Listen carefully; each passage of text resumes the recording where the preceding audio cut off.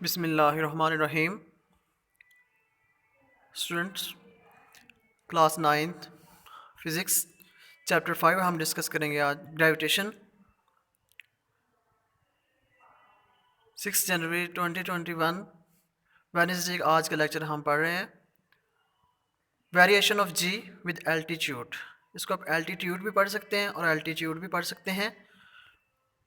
Question 5.6 shows that the value of acceleration due to gravity depends upon the radius of the earth at its surface। ये जो हम question 5.6 का नाम दे रहे हैं ये हम आगे पढ़ेंगे, ये पढ़ चुके हैं हम लोग सॉरी।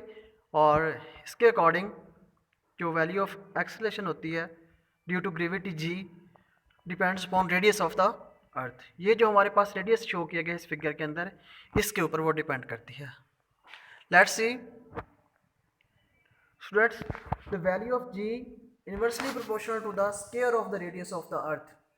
जो हमारे पास वैल्यू ऑफ जी है इनवर्सली प्रोपोर्शनल है square of the radius of the earth के, रेडियस ऑफ अर्थ के इनवर्सली प्रोपोर्शनल है।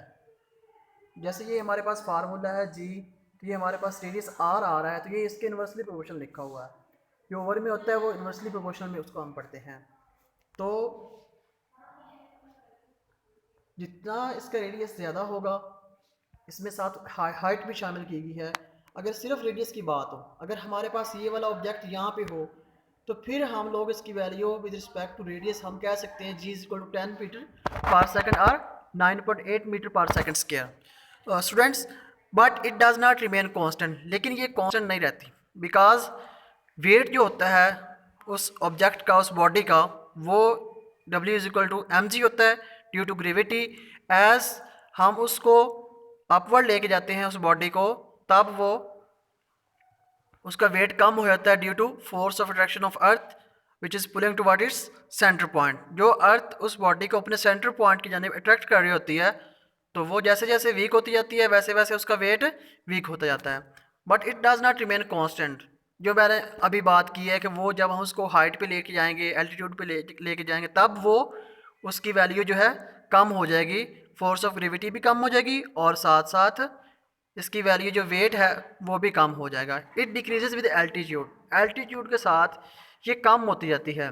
जैसे जैसे हम अपवर्ड डायरेक्शन में लेके जाते हैं ये कम होती जाती है। Altitude is the height, basically ये हाइट है of an object or place above sea level. यहाँ पे जो ये लिखा हुआ है सी लेवल, ये एक हमारे पास पैरामीटर है विद रिस्पेक्ट टू जिस चीज़ का हमने मेजर करना हो।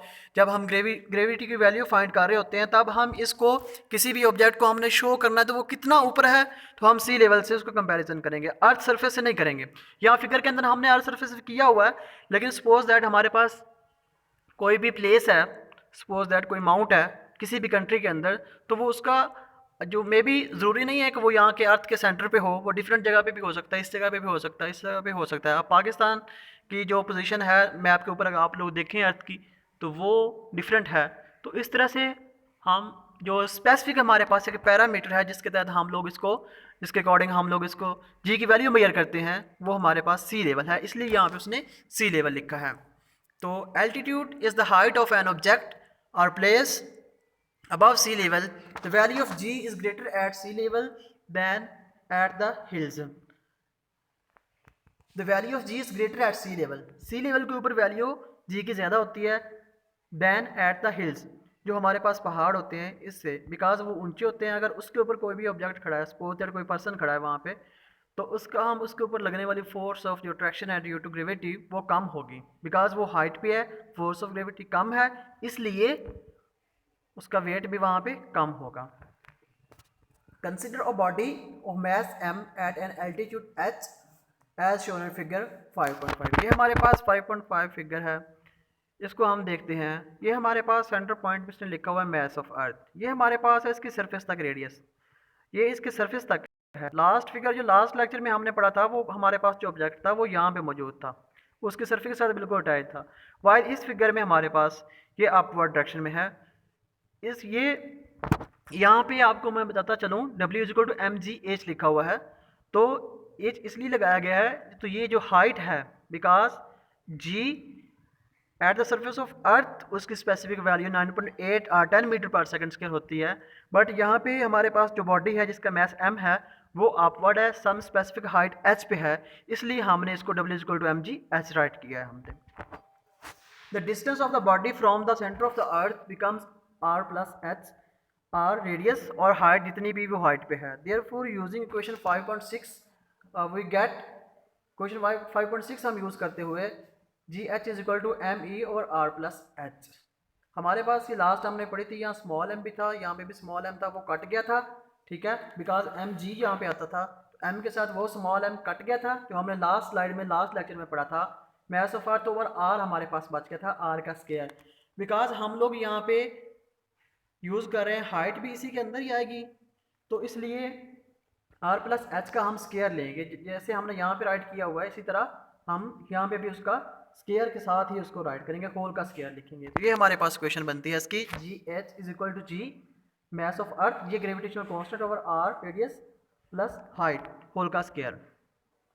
टेस्ट है आज आपका वेडनेसडे का, मैस ऑफ अर्थ आपने राइट करना है और ये आपके होमवर्क के तौर पे है।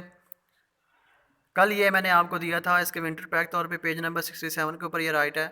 तो स्टूडेंट्स ये इस तरह से है कि आप जो भी अपना काम रहता है, बाकी अपना क्लास वर्क रहता है, होमवर्क जितना भी आपका, 9 जनवरी हमारी लास्ट डेट है, तो आपको गिवन है ऑलरेडी, तो आप अपना काम कंप्लीट करके अपना homework, class work, winter pack जितना भी काम है वो सब कंप्लीट करके अपना स्कूल में सबमिट करवाएं ताकि हम वो चेक कर सकें। अगेन कह रहा हूँ कि अपना जितना भी आपका होमवर्क क्लास वर्क का काम रहता है पेंडिंग में पड़ा है, या अभी जो वीडियोस आनी है इसका 9 जनवरी लास्ट डेट है, तब तक आप अपना काम स्कूल में सबमिट करवा दीजिएगा। Thank you so much. Okay, अल्लाह हाफिज़।